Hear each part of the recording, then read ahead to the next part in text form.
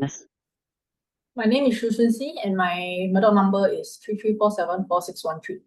I'll be presenting the mental well-being dimension of our dashboard, which explores how happiness, social support, and mental health outcomes vary across countries and over time. Let's begin with chart 1, which compares the average happiness scores across the selected countries. For the chart, we can see that Finland recorded the highest average happiness score, followed by Switzerland, Canada. At the other end of the spectrum, we have Ethiopia, Kenya, and South Africa reporting the lowest scores.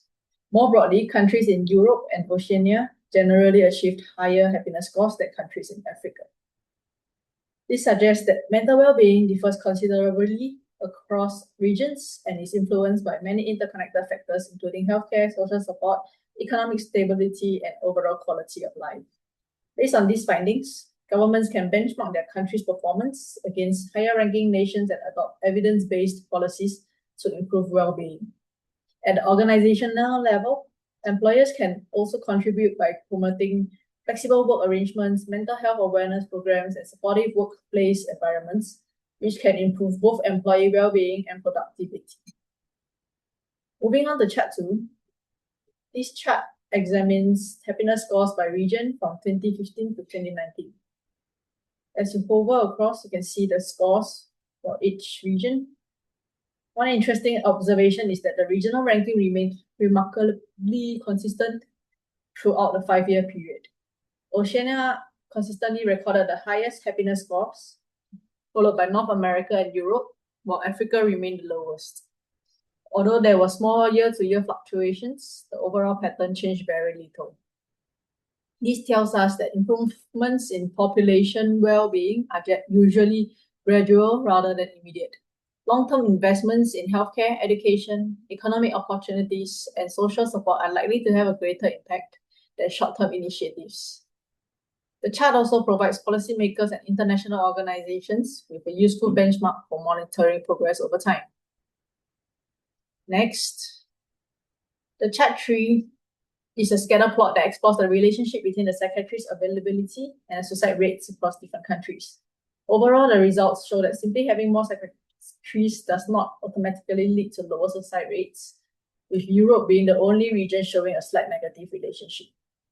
This highlights the mental health outcomes are influenced by many other factors such as social support, stigma, cultural attitudes, and access to healthcare. Therefore, suicide prevention requires a comprehensive approach rather than relying solely on increasing mental health professionals. Moving on to chart 4, we compare happiness scores with suicide rates. Interestingly, there is no consistent global relationship between these two variables. Some regions, such as Africa, show that higher happiness was associated with lower suicide rates, while other regions displayed weak or even positive relationships. For example, South Korea recorded a moderate happiness score but still had a higher suicide rate among the selected countries. This reminds us that happiness score alone cannot fully represent a country's mental well-being.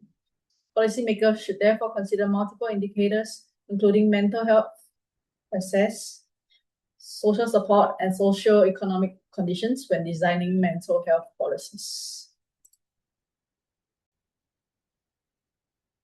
Now let's look at chart 5, which is an interactive scatter plot showing the relationship between social support and happiness over 5 years.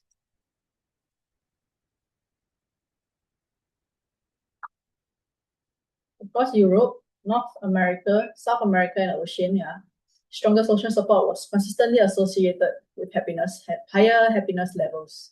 This reinforces the importance of supportive relationships in promoting mental well-being. Africa showed a different pattern, suggesting that other challenges such as healthcare access or economic conditions may have a greater influence on happiness than social support alone. In Asia, there was a noticeable change in 2018, which was largely caused by one country's data, demonstrating how small sample sizes can affect trend lines. These findings highlight the importance of building strong support networks. Schools and universities can strengthen student well-being through mentoring programs and counseling services, while community organizations can organize support groups, volunteer programs, and mental health awareness. Finally, chart 6 presents our composite well-being index, which combines happiness score, health healthy life expectancy, and suicide rate into a single overall measure.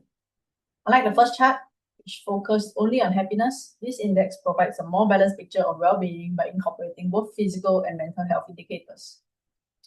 Singapore ranked first overall, followed by Switzerland, Costa Rica, United Arab Emirates, and Canada. One particularly interesting finding is that Finland, despite having the highest happiness score, ranked only 10th in the composite index because of its relatively higher suicide rate and lower healthy life expectancy compared with some of the top-ranked countries. This demonstrates that well-being is multidimensional. A country may perform well in one area but still face challenges in others. Using a composite index allows governments, organizations, and international agencies to identify where additional support and investment are needed. To conclude, our mental well-being dashboard shows that happiness is only one part of overall human well-being. Social support, healthcare access, life expectancy, and suicide rates all contribute to the bigger picture.